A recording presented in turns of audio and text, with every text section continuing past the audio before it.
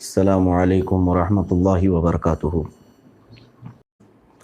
الحمد للہ الحنان المنان الذي خلق الانسان وعلمه البیان، والصلاة والسلام علی رسوله سید الانس والجان وعلى آلہ واصحابہ ذوی الخیر والاحسان، اما بعد فاعوذ باللہ من الشیطان الرجیم، بسم اللہ الرحمن الرحیم۔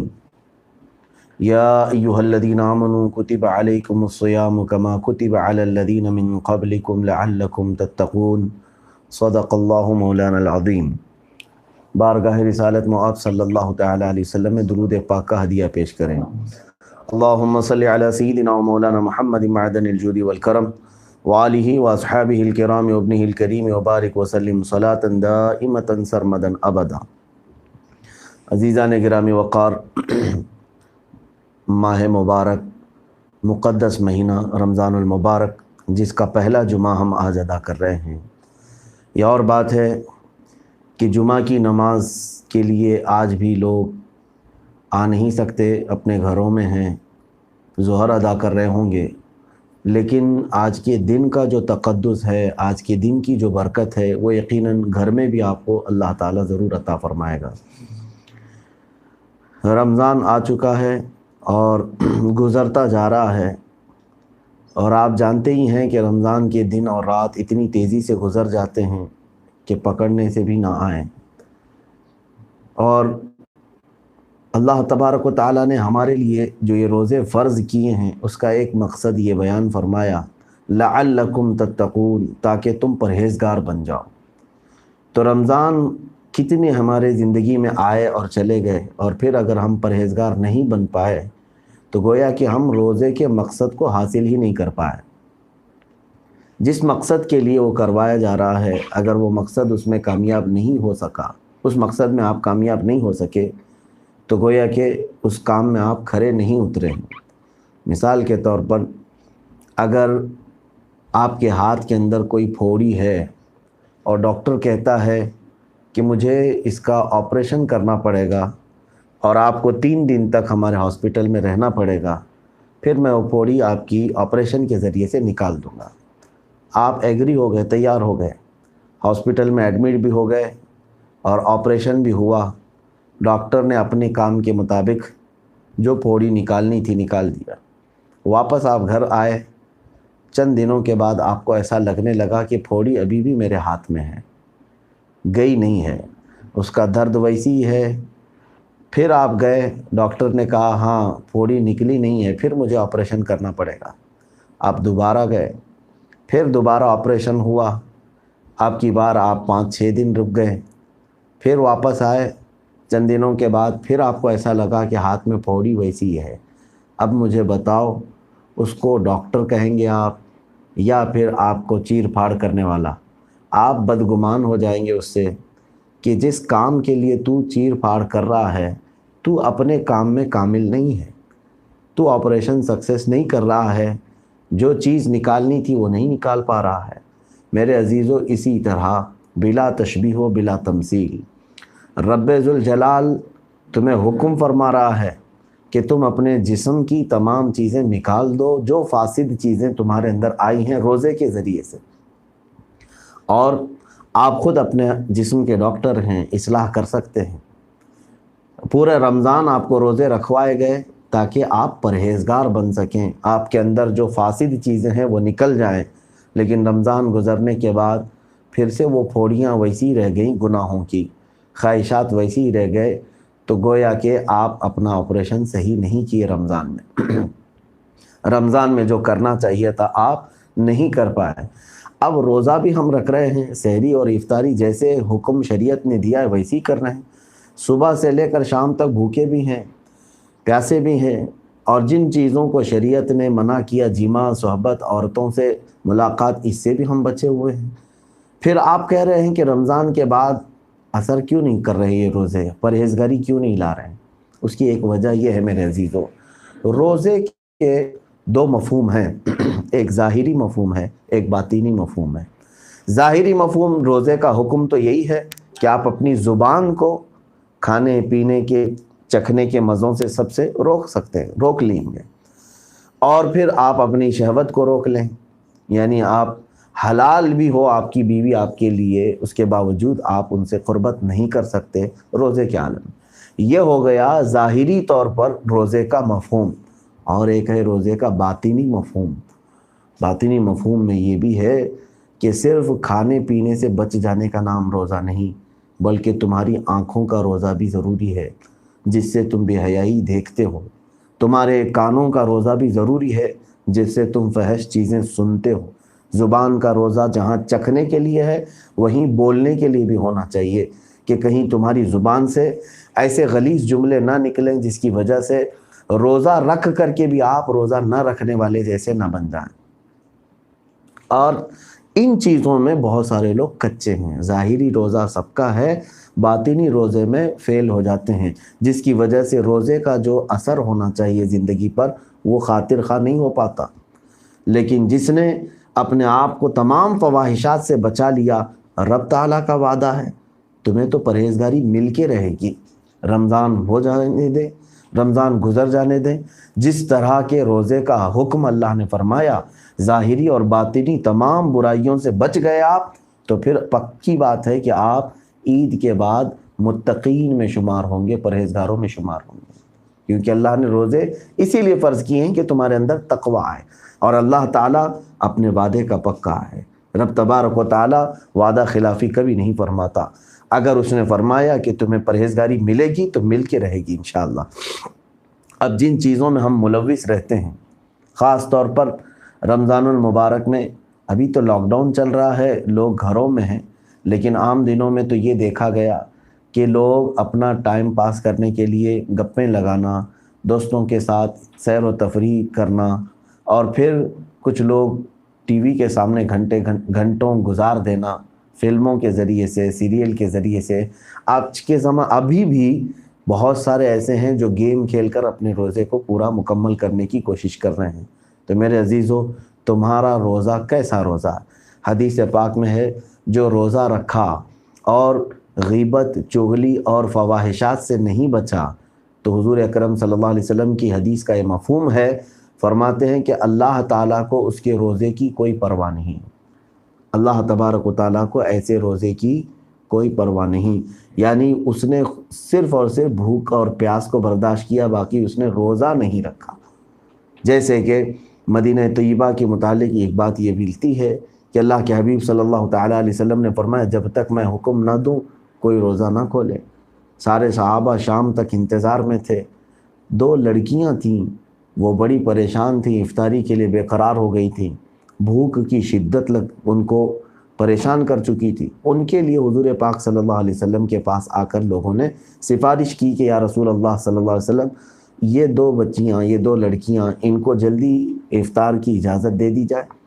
حضور پاک صلی اللہ تعالیٰ علیہ وسلم جو عالم الغیب بھی ہیں، غیب داں نبی ہیں، آپ نے فرمایا انہوں نے روزہ کہاں رکھا ہے، وہ روزے سے تھی ہی نہیں۔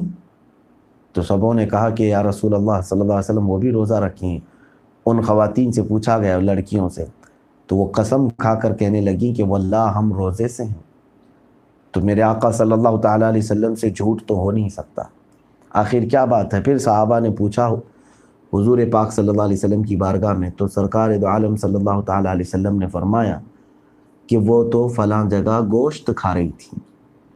ان خواتین سے پوچھا گیا تو انہوں نے کہا گوشت کیا، پانی کا ایک قطرہ بھی ہم نے اپنے منہ میں نہیں ڈالا۔ جب یہ معاملہ بڑھا تو حضور اکرم صلی اللہ علیہ وسلم نے انہیں طلب فرمایا اور ارشاد فرمایا کیا تم فلاں جگہ بیٹھ کر کے مومنہ عورتوں کی غیبت نہیں کر رہی تھی، ان کی برائیاں نہیں بیان کر رہی تھی، فلاں ایسی ہے فلاں ویسی ہے، کیا تم یہ تمام باتیں نہیں کر رہی تھی؟ ان دونوں لڑکیوں نے اقرار کیا۔ حضور پاک صلی اللہ علیہ وسلم نے فرمایا کیا تم نے قرآن کی یہ آیت نہیں سنی؟ اَيُحِبُّ أَحَدُكُمْ أَن يَأْكُلَ لَحْمَ أَخِيهِ مَيْتًا، جو غیبت کرتا ہے، بیک بائٹ جس کو کہتے ہیں، بیک بائٹنگ، یہ پیٹھ کے پیچھے لوگوں کی خرابیاں بیان کرنا مومنین کی، اللہ تعالیٰ فرماتا ہے گویا کہ وہ اپنے مردہ بھائی کا گوشت کھاتا ہے۔ رسول کریم صلی اللہ تعالیٰ علیہ وسلم کا یہ حکم صرف ظاہری طور پر نہیں، بلکہ اگر غیبت کرنے والے کو نبی چاہیں تو کہہ کر کے اس کے جسم کے اندر سے گوشت کے لوتھڑے بھی باہر نکال کے دکھا دے۔ عزیزان گرامی، آج ان تمام برائیوں میں روزے کے حالت میں بھی لوگ مصروف رہتے ہیں، جس کی وجہ سے روزے کا جو اثر ہے وہ اثر نہیں آ پاتا۔ روزے کا اثر آنا ہو تو ان تمام چیزوں سے بھی اپنے آپ کو روکنا ضروری ہے۔ اور ایک مہینے کا جو سیشن ہوتا ہے وہ ایسا ہوتا ہے کہ کسی کی بھی عادت بدلنے کے لیے کافی ہوتا ہے۔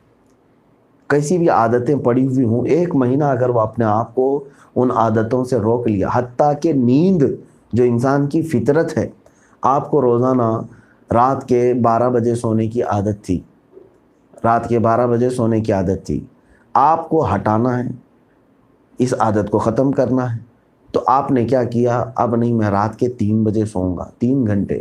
چونکہ انسان کی طبیعت ایسی ہے، جو عادت ہے اسی عادت کے مطابق اس کو ساری چیزیں آتی ہیں، چاہے وہ نیند ہو، چاہے وہ بھوک ہو، چاہے وہ اپنی حاجت ضروری ہو۔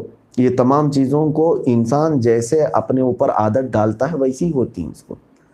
یعنی تمہیں بھوک برابر صبح کے وقت ناشتے کے وقت لگتی ہے، دوپہر کے وقت لگتی ہے، شام کے وقت، رات کے وقت، کیونکہ آپ نے یہ 3 ٹائم کھانے کے لیے اپنے خاص کر لیے ہیں۔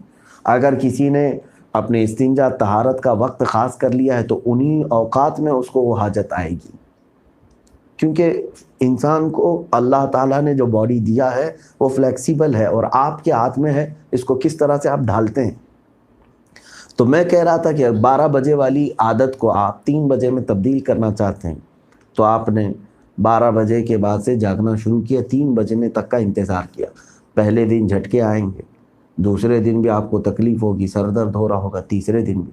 اس کے بعد آپ نے برداشت کیا 3 بجے تک جاگنے کا، ارادہ کر کے ہی رہ گئے، 8 دن اسی طرح گزر گئے۔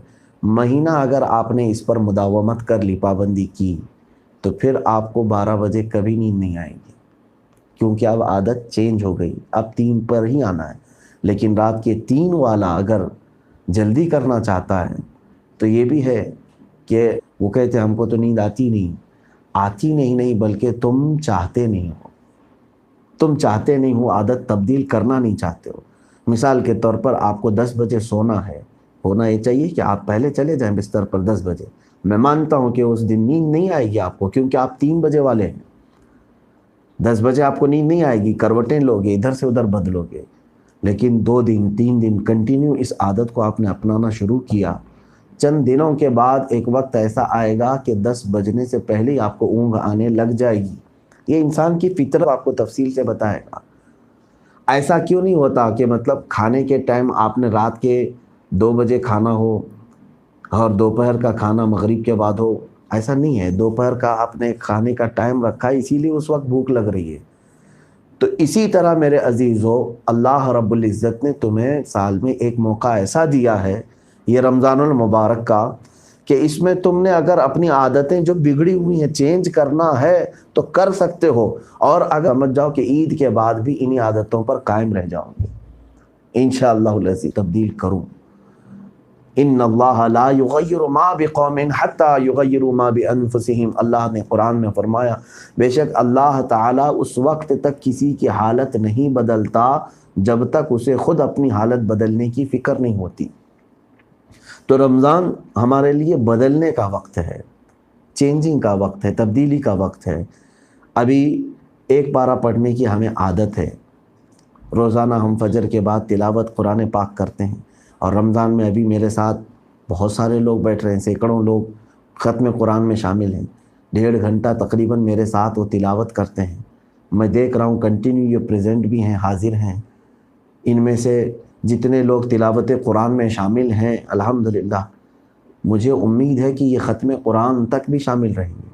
لیکن اگر یہی عادت تمہاری بنی رہ گئی، ختم کرنے کے بعد اس کو چھوڑ نہیں دیا، تو امید ہے کہ زندگی میں ہمیشہ آپ فجر کے بعد ایک ایک پارہ پڑھنے کے عادی ہو جائیں گے، پابندی لگ جائے گی۔ تو رمضان میں جن چیزوں کی عادت ڈالنا چاہو گے وہ ڈال لو، تاکہ رمضان کے بعد بھی وہ چیز کنٹینیو رہے۔ ہاں، ایک بات میں بتا کر کے آپ سے یہ ضرور گزارش کروں گا کہ 2 چیزیں ہیں، ایک ہے رمضانی عبادت گزار اور ایک ہے رحمانی عبادت گزار۔ رمضان آیا ہے اس لیے سر پہ ٹوپی آئی، رمضان آیا ہے اس لیے آپ کے گھر میں مصلے بچھ گئے، رمضان آیا ہے اس لیے آپ کے گھروں میں قرآن وغیرہ سب سج گئے؟ نہیں میرے عزیزو، آپ جو عبادت کر رہے ہیں موقع تو رمضان کا ہے، لیکن کر رہے ہیں کس کے لیے؟ اللہ رب العزت کے لیے۔ رمضان تو گزر جائے گا، اس کے 30 دن گزر جائیں گے یا جتنے بھی اللہ نے مقدر میں رکھے ہیں، لیکن اس کے بعد جب دوسرے ایام آئیں گے تو کیا رب تبارک و تعالیٰ نہیں رہے گا تمہارے لیے؟ رحمان تو ہمیشہ ہے۔ تو میں یہ سمجھتا ہوں کہ رمضان میں وہ کنٹینیو عبادت گزار رہے گا جو خالص رحمان کے لیے عبادت کر رہا ہو، نہ کہ صرف رمضان کے لیے۔ اللہ تعالیٰ ہمیں اس چیز کی بھی توفیق عطا فرمائے۔ یہاں پر کچھ اہم باتیں تھیں جو مجھے عرض کرنی تھی، وہ یہ ہے کہ اللہ عز و جل اس ماہ مبارکہ میں خاص اپنے کچھ ایسے بندوں کی وجہ سے ہم پر رحم فرماتا ہے جن کو ہم جانتے بھی نہیں ہیں، دیکھیں ہمیں حکم کیا دیا گیا ہے؟ مسکینوں کا خیال کریں، غربا کا خیال کریں، یتیموں کا خیال کریں۔ یہ ہمارے لیے رمضان المبارک میں ڈیوٹی ڈبل ہو جاتی ہے، بڑھ جاتی ہے۔ اور کبھی آپ یہ نہ سمجھنا کہ آپ کی دی ہوئی چیز جو کسی غریب کے گھر چلی گئی، یتیم کے گھر چلی گئی، تو آپ کے مال میں کمی آ گئی، ایسا نہیں ہوتا۔ بلکہ کئی معاملات ایسے ہیں کہ اللہ تعالیٰ نے ان غریبوں کی وجہ سے کئی لوگوں کو امیر بنا رکھا ہے۔ کئی لوگوں کے امیر ہونے کی اور ان کے مالدار ہونے کی وجہ اگر آپ تلاش کریں گے، سبب تلاش کریں گے، تو یقیناً ان کے آس پاس کوئی ایسی چیز ہے کہ کسی غریب کی وہ پرورش کر رہے ہیں یا کسی کی وہ کفالت کر رہے ہیں، جس کی وجہ سے اللہ تعالیٰ نے ان کو غنی بنا رکھا ہے۔ ابھی چند دنوں پہلے میرے ایک ساتھی نے مجھے ایک چیز یہ پیش کی تھی، پڑوسی ملک کا ہی غالباً یہ واقعہ بھی ہے، ریئل زندگی میں ہوا۔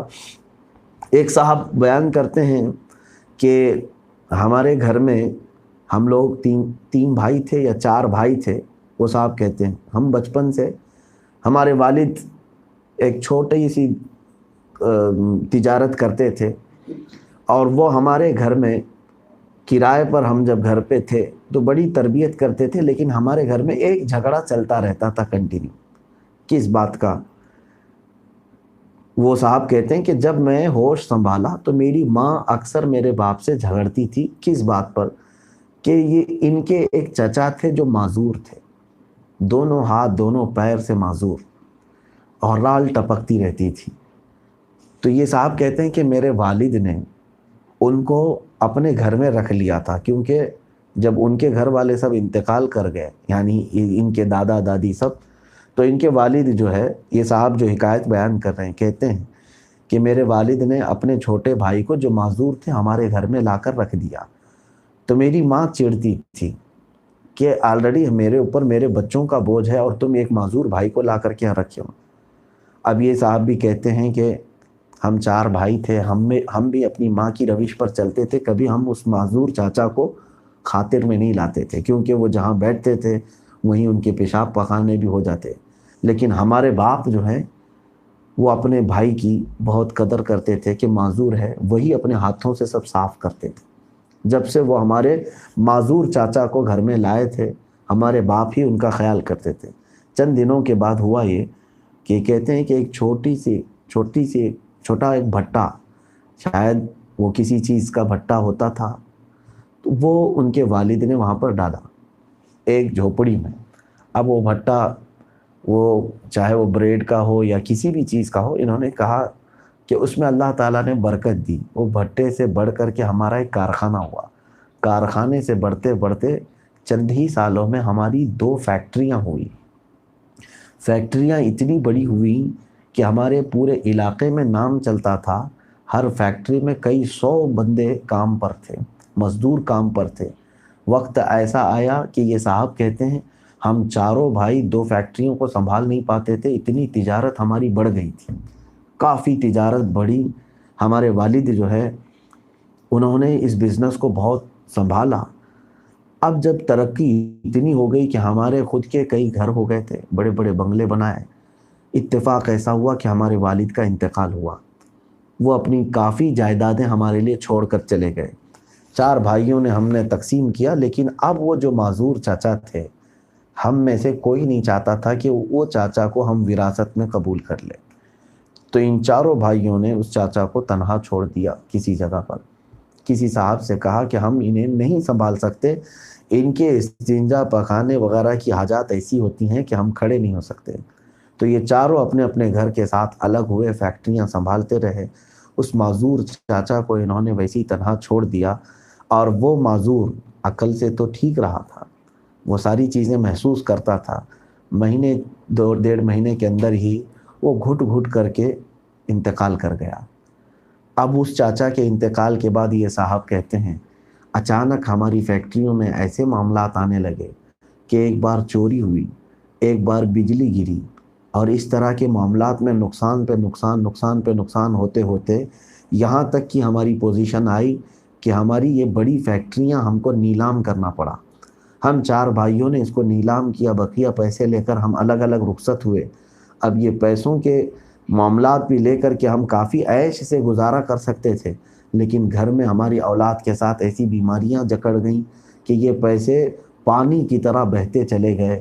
اب وہ صاحب جس پوزیشن میں لکھتے ہیں اس بات کو یا بیان کرتے ہیں، وہ کہتے ہیں آج ہماری حالت یہ ہے کہ جب ہمارے والد ہجرت کر کے آئے تھے اور ہمیں ایک چھوٹے سے کرائے کے مکان پر رکھے تھے، اس طرح کا مکان تک آج ہمارے ہاتھ میں نہیں رہ گیا۔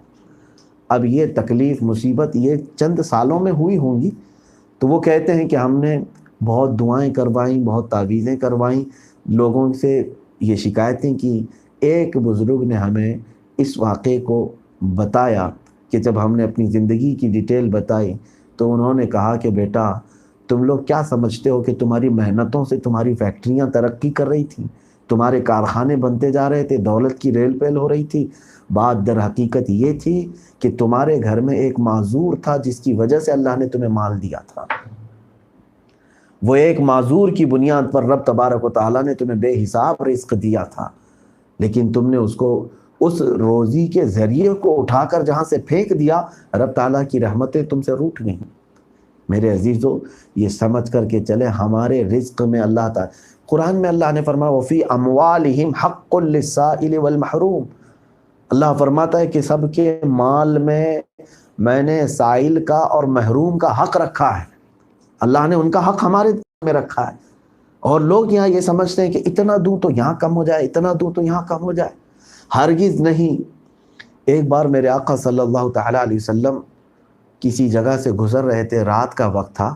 صحابہ اکرام رضوان اللہ تعالیٰ علیہ مجمعین فرماتے ہیں کہ ہم نے دیکھا آسمان سے ایک نور اتر رہا ہے، کسی گھر پر نور اتر رہا ہے، گھر پر روشنی آ رہی ہے۔ اب یہ اہل بصیرت دیکھتے ہوں گے اس روشنی کو۔ صحابہ نے رسول پاک صلی اللہ علیہ وسلم سے پوچھا کہ آقا یہ کیسی روشنی ہے؟ حضور پاک صلی اللہ علیہ وسلم نے فرمایا جاؤ دیکھو اس گھر میں یا تو آج ان کے گھر میں بیٹی کی ولادت ہوئی ہوگی، یا تو وہ کسی یتیم کی پرورش کر رہے ہوں گے۔ جس گھر میں یہ 2 معاملات ہو رہے ہوں گے، اللہ تعالیٰ کی رحمت اور اس کا نور براہ راست اس کے گھر پر اتر رہا ہوتا ہے۔ عزیزان گرامی وقار، آج کے بعد کے حالات بھی اسی طرح کے ہونے والے ہیں کہ کتنے ایسے لوگ ہیں جو صرف بھوک کی وجہ سے مر جاتے ہیں جہاں ہم پہنچ نہیں پاتے۔ ہماری روٹیاں، ہمارے کھانے گٹر میں اور نالیوں میں بہہ جاتے ہیں، لیکن چند غریبوں کے منہ تک نہیں پہنچ پاتے۔ یہ سمجھ کر کے چلیں کہ ہمارے اوپر اللہ تبارک و تعالیٰ کی رحمتیں صرف ہماری نیکیوں کی وجہ سے نہیں۔ بعض مقامات ایسے ہوتے ہیں کہ کچھ غریب اور مسکین ایسے ہوتے ہیں جن کی وجہ سے اللہ ہم پر رحم فرماتا ہے، اس لیے ان کا خیال اس ماہ مبارکہ میں زیادہ کرنے کی عادت ڈالیں۔ بلکہ میں سمجھتا ہوں زندگی بھر میں ہمیشہ اپنا یہ وتیرہ رکھیں کہ ہم ان لوگوں کا زیادہ خیال رکھیں۔ مجھے ایک بات یاد آتی ہے، خود اب میں اس کو کیسے بیان کروں مجھے خود سمجھ میں نہیں آتا۔ میرے والد فرمایا کرتے تھے کہ ہماری ایک ہوٹل تھی، اور جیسے ڈھابا ہوتا ہے، ایک وقت ایسا تھا کہ میرے والد علیہ الرحمہ وہ خود وہاں پر موجود تھے۔ ایک بس آئی قیدیوں کی، پولیس والے ان کو جیل لے کر کے جا رہے تھے، وہ کشمیر سے یا کہیں سے پکڑے ہوئے قیدی تھے۔ اور اس بس میں ان کو ہتھکڑیاں ڈال کر کے بیٹھایا گیا تھا. بھری ہوئی تھی بسیں, رات کا وقت تھا. اب لے جانے والے جو پولیس تھے وہ لوگ ہوٹل کے لیے وہاں رکے, وہ لوگ کھانے کے لیے آئے, لیکن کسی قیدی کو اترنے نہیں دیا انہوں نے. تو ہمارے والد فرماتے ہیں کہ ہم نے دیکھا وہ کھڑکیوں سے اشارے کر رہے تھے, شاید بھوک لگی ہوگی, پیاس لگی ہوگی, لیکن ان کو چھوڑنے کی تو اجازت نہیں تھی, بس سے وہ نکل نہیں سکتے تھے. تو انہوں نے پولیس والوں سے پوچھا کیا ہم ان کو کچھ کھانا دے دیں؟ پولیس والوں نے کہا آپ کے ہاں ہے اگر تو دے دیں. تو کھانا جو بھی تھا رات کے وقت ان قیدیوں کو دیا گیا. ہوٹل کا جو بھی کھانا تھا وہ اتنا شکم سیر ہو کر کے کھائے کہ کھاتے کھاتے ان کے آنسو بہ رہے تھے. یہ میں کسی بڑائی کے لیے نہیں کہہ رہا ہوں, لیکن اس کی ایک خاص وجہ ہے, میں آپ کو بتاتا ہوں کہ وہ روتے ہوئے پورا کھانا کھائے اور اس کے بعد ہاتھ اٹھا اٹھا کر بار بار دعا کرتے رہے. ظاہر سی بات ہے, ہو سکتا ہے کئی دنوں میں کی قید میں ان کو کھانا نہیں ملا ہو. اب اس چیز کو ہوئے دن گزر گئے, لیکن کئی معاملات ایسے آئے. میرے والد رحمۃ اللہ علیہ فرماتے تھے کہ اللہ تبارک و تعالی ہمیشہ صرف ہماری نمازوں کی وجہ سے, ہماری تسبیح اور تلاوت کی وجہ سے ہی رحمتیں نہیں نازل فرماتا, بلکہ کبھی ایسا ہوتا ہے کہ کچھ ضرورت مندوں تک ہم پہنچ گئے تھے, ان کی وجہ سے اللہ ہماری زندگی پر رحم فرماتا ہے. اور وہ رحم ہم کو دیکھنے کو ملا زندگی میں, وہ برکتیں دیکھنے کو ملی. اس طرح سے ایک اور چیز ملتی ہے. چند سالوں پہلے کی یہ بات تھی, ترکی میں جو ہے اکثر لوگ, ترکی کا لوکیشن ایسا ہے کہ وہاں پر آدھا حصہ اس کا یورپ میں اور آدھا ایشیا میں, استنبول کا, کیونکہ وہاں سے یورپ شروع ہو جاتا ہے اور پھر یہ ترکی اصل ایشیا میں ہی ہے. تو بہت سارے لوگ جو یورپ میں انٹر ہونا چاہتے ہیں غیر قانونی طریقے سے, تو وہ ترکی کے راستے سے جاتے ہیں. اور وہاں بہت سارے ایجنٹ بھی ہیں جو کراس کرواتے ہیں, بارڈر کراس کرواتے ہیں. کیسے؟ کشتیوں سے, پانی کے ذریعے سے, یا پھر ان کے پاس خفیہ راستے ہوتے ہی ہیں, ایک کنٹری سے دوسری کنٹری پار کرواتے ہیں. یہ بہت دھندا چلتا ہے. امریکہ میں بھی ہے, وہاں بھی دو کنٹریوں کے درمیان, یعنی جو بغیر ویزا کے جانا چاہتے ہیں. ایک صاحب کہتے ہیں کہ ہم کافی دنوں سے ترکی میں تھے, ایک ایجنٹ کو ہم نے سب پیسے پکڑائے اور کہا کہ ہم کو تم یونان, اٹلی پہنچا دو. اٹلی یا کسی جگہ پر وہ پہنچنے کے لیے اس سے وعدہ لے لیا. اس نے پیسے بھی لیے, اور سارے اس میں جتنے تھے وہ اکثر اس میں مسلمان بھی تھے, دوسرے کنٹریز کے بھی تھے, ہندوستان پاکستان وغیرہ کے رہے ہوں گے. یہ کہتے مقررہ وقت میں ہمارے ایجنٹ نے کہا ہم کشتی میں جائیں گے, بوٹ میں, اور مجھے معلوم ہے کہ ساحل پر جب ہم اٹلی پہنچیں تو کون سی جگہ پر لنگر انداز ہونا ہے اور کہاں کوسٹ گارڈ نہیں ہوتے ہیں, پولیس والے نہیں ہوتے ہیں, اس طرح سے میں پار کرا دوں گا. تو یہ صاحب کہتے ہیں کہ ہم نکلے. یہ بھی ایک میسیج میں مجھے ملا تھا.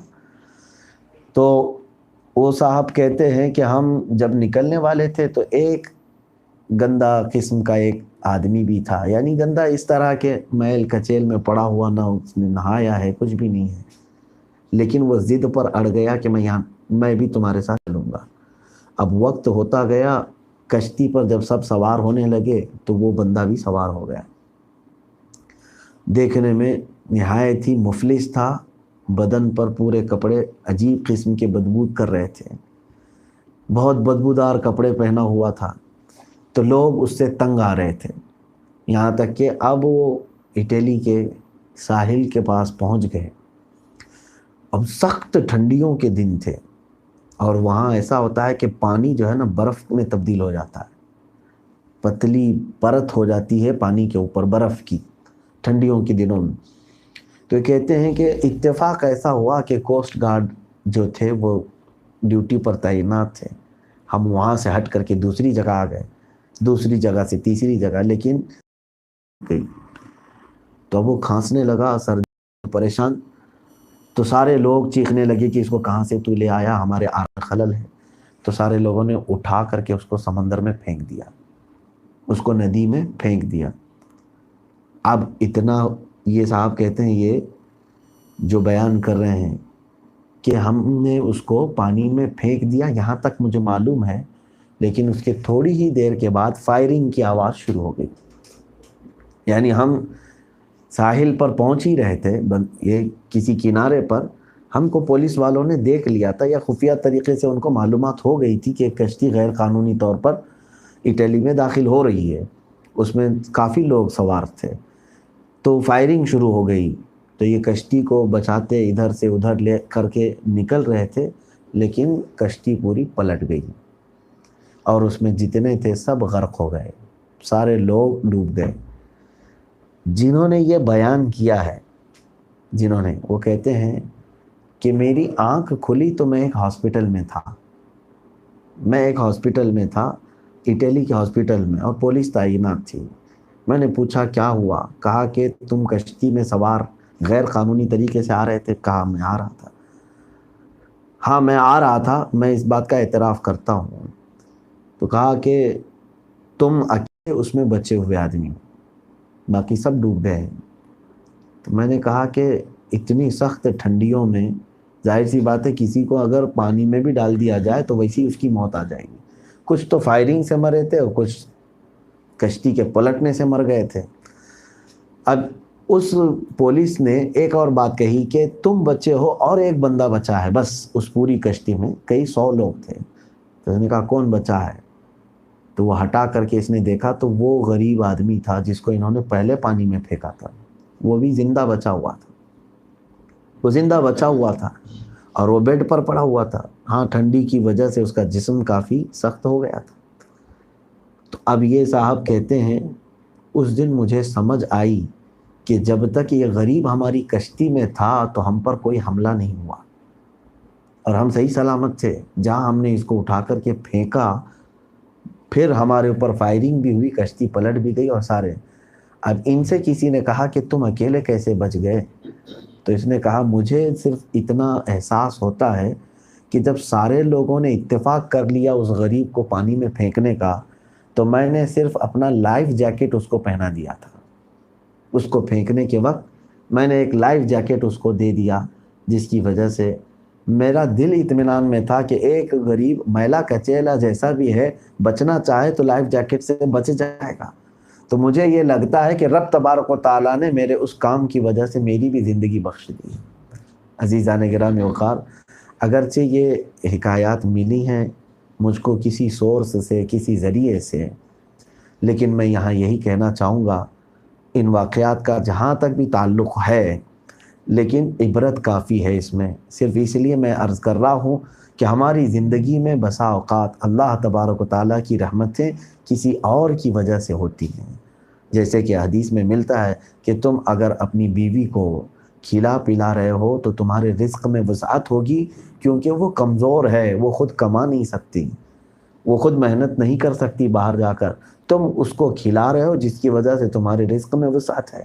اگر کسی کے گھر میں معذور بچہ ہے تو وہ بالکل خوف نہ کرے، اللہ تعالیٰ اس بچے کی برکت سے اس کے لیے عرش کے کئی دروازے کشادہ فرماتا ہے۔ اگر دنیا میں اسے نہ بھی ملے، وہ یقین رکھے کہ اللہ نے آخرت میں اس کا بہت بڑا اجر رکھا ہے۔ تو بہرحال یہ خیال کرنے کا اور دوسروں کی مدد کو پہنچنے کا مہینہ ہے۔ اپنی زکوٰۃ کو لوگ یہ سمجھ رہے ہیں، یہاں پر کچھ مسئلے بھی میں بتا دوں کہ لوگ اپنی زکوٰۃ کو یہ جو کٹ میں ادھر ادھر استعمال کر کے یہ سمجھ رہے ہیں کہ سارے لوگوں کو ہم پیسے یہ کھانا بانٹ دیں تو زکوٰۃ ہو جائے گی۔ ایک بات یاد رکھیں، اسلام نے صدقے 2 طرح کے بتائے ہم کو، ایک صدقہ واجبہ ہے، ایک صدقہ نافلہ ہے۔ صدقہ نافلہ کسی کو بھی آپ صدقہ کرتے رہیں، مستحق ہو نہیں ہو سب کو آپ دے رہے ہیں، وہ نفل ہے۔ لیکن صدقہ واجبہ جس کو زکوٰۃ کہتے ہیں، وہ آپ ہر کسی کو نہیں دے سکتے۔ قرآن نے جن کو کہا ہے انما الصدقات للفقراء والمساکین، صدقات واجبہ جو ہیں یہ فقراء مساکین کو، یعنی جن کے پاس نصاب کے برابر مال نہیں ہے صرف ان کو ہی آپ دے سکتے ہیں۔ نصاب کیا ہے؟ 52.5 تولہ چاندی یا 7.5 تولہ سونا، یا ان میں سے کسی ایک کے برابر کی رقم جس کے پاس ہے اس کو مالک نصاب کہتے ہیں۔ مثال کے طور پر 52.5 تولہ چاندی کی قیمت اگر آج مارکیٹ میں 40,000 ہے فار ایگزامپل، تو جس کے پاس 40,000 سیونگ ہے تو مالک نصاب ہے، اس کو اگر آپ نے زکوٰۃ دیا تو آپ کی زکوٰۃ ادا ہی نہیں ہوئی، آپ کی زکوٰۃ ادا نہیں ہوئی۔ تو مستحقین تک پہنچنا ایک بہت بڑی ذمہ داری ہے۔ یہ لوگ آسان سمجھ رہے ہیں اور اسی طرح کسی جگہ ایک میلہ لگا کر سب کو بانٹ دیا اور سوچ رہے ہیں زکوٰۃ ادا ہو گئی۔ اگر اس میں سے کسی غیر مستحق نے لے لیا تو تمہاری زکوٰۃ ادا ہی نہیں ہوئی، اور تم پر وہ وبال ہمیشہ رہے گا زکوٰۃ نہ دینے کا۔ وہ کیا ہے؟ اللہ تعالیٰ نے فرمایا یکنزون الذہب والفضة ولا ينفقونها فی سبیل اللہ فبشرہم بعذاب علیم۔ جو لوگ سونا چاندی خزانے کے طور پر جمع کرتے ہیں اور اللہ کی راہ میں اس کی زکوٰۃ نہیں نکالتے، اللہ فرماتا ہے محبوب ان کو بشارت دے دیں کہ دردناک عذاب ان کے لیے تیار ہے۔ یوم یحمى علیہا فی نار جہنم، اللہ فرماتا ہے کہ ان کو تپایا جائے گا جہنم کی آگ سے، فتقوا بہا جباہہم وجنوبہم، ان کی پیٹھ کو اور ان کی پیشانیوں کو داغا جائے گا جو زکوٰۃ نہیں دیتے تھے یا زکوٰۃ کا مال جن کے پاس رہ گیا تھا۔ تو یہ یاد رکھ کر کے چلیں کہ زکوٰۃ صرف اعلان نکال کر کے ایک مجمع میں بانٹ دینے کا نام نہیں، بلکہ آپ کو حکم ہے کہ آپ مستحق تک پہنچیں۔ جب سیدنا ابوبکر صدیق رضی اللہ تعالیٰ عنہ خلافت کے منصب پر قائم ہو کر کے بھی جنگل میں موجود کسی معذور کو کھلانے کے لیے جا سکتے ہیں، وہ ایسے معذور کو جس کے ہاتھ پیر کٹے ہوئے ہیں، صدیق اکبر رضی اللہ تعالیٰ عنہ روزانہ وہاں جا کر اسے روٹیاں کھلا کر کے آتے تھے۔ تو جب وہ پہنچ سکتے ہیں مستحق تک تو آپ کو کیا ہے؟ آپ یہ سمجھتے ہیں کہ کسی سنستھا میں دے کر کے، سوسائٹی میں دے کر کے میں بری ہو جاؤں؟ ہاں، میں یہاں پر انکار نہیں کروں گا، آپ اپنی زکوٰۃ کسی معتمد ادارے میں چاہیں تو دے سکتے ہیں جس پر آپ کو یقین ہے کہ یہ مستحقین تک میری زکوٰۃ کو پہنچائیں گے، آپ ان کو وکیل بنا سکتے ہیں۔ لیکن آج اس زکوٰۃ کا بھی ایک دھندا شروع ہو گیا ہے، بزنس شروع ہو گیا ہے۔ ہر کسی کو دیکھو وہ زکوٰۃ جمع کر کے فنڈنگ کر رہا ہے۔ کئی مدرسے بھی ایسے ہیں جن کے ہاں ضرورت سے زیادہ پیسے صرف بینک بیلنس ہیں، جمع ہیں، اور وہ زکوٰۃ بے انتہا جمع کر رہے ہیں۔ میرے عزیزو، یقیناً ہم مدارس کو زکوٰۃ دیتے ہیں، میں اس کا قائل ہوں کہ وہ جس طریقے سے اسلامی علوم پڑھنے والے طلباء کے لیے استعمال کرتے ہیں وہ مسائل مجھے معلوم ہیں، لیکن میں یہاں یہ کہنا چاہتا ہوں کہ زکوٰۃ کا مصرف صرف ایک نہیں ہے جہاں جا کر کے سب خزانے کے طور پر جمع ہو جائے۔ اب تو اسکول والے بھی زکوٰۃ لے رہے ہیں، بہت سارے ہاسپٹلوں والے اپنے ایک ٹرسٹ بنا کر کے اس میں زکوٰۃ جمع کر رہے ہیں۔ تو پھر وہ مستحقین کہاں ہیں؟ تمہارے رشتہ دار تو غربا اور مساکین میں ویسے پڑے ہوئے ہیں، آپ ان کو دیکھ ہی نہیں رہے۔ تو خیال ان کا بھی کریں، اور یاد رکھیں ان کے خیال کرنے سے اللہ تعالیٰ کی رحمتیں وسیع ہوں گی اور آپ کے گھر میں برکتیں اور کشادہ ہو جائیں گی۔ اللہ کریم ہم سب کو کہنے سننے سے زیادہ عمل کی توفیق عطا فرمائے۔ اس ماہ مبارکہ کو مولا ہم سب کی مغفرت کا مہینہ، رحمت کا مہینہ جیسے کہ اس کا اعلان ہے، اللہ تعالیٰ وہ ہمیں برکتیں اور اپنے وعدے کے مطابق ہمیں زندگی عطا فرمائے۔ اے رب کریم، رمضان کے ختم ہونے سے پہلے ہم سب کو بخشے ہوا میں شمار فرما دے۔ الہ العالمین، اس وقت تک دنیا سے نہ اٹھا جب تک کہ تو ہم سے راضی نہ ہو۔ اور مولا اس پھیلی ہوئی وبا کے متعلق خصوصاً تیرے دربار میں التجا ہے، کریم خدا پوری دنیا سے اس وبا کو اور بلا کو جلد دور فرما دے، دفع فرما دے، اس کا خاتمہ فرما دے۔ ہم سب کو امن و امان، چین و سکون عطا فرما۔ دنیا میں ہر آفت سے بچانا مولا، عقبہ میں نہ کچھ رنج دکھانا مولا۔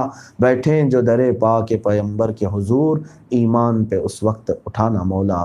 وآخر دعوانا ان الحمدللہ رب العالمین۔ السلام علیکم۔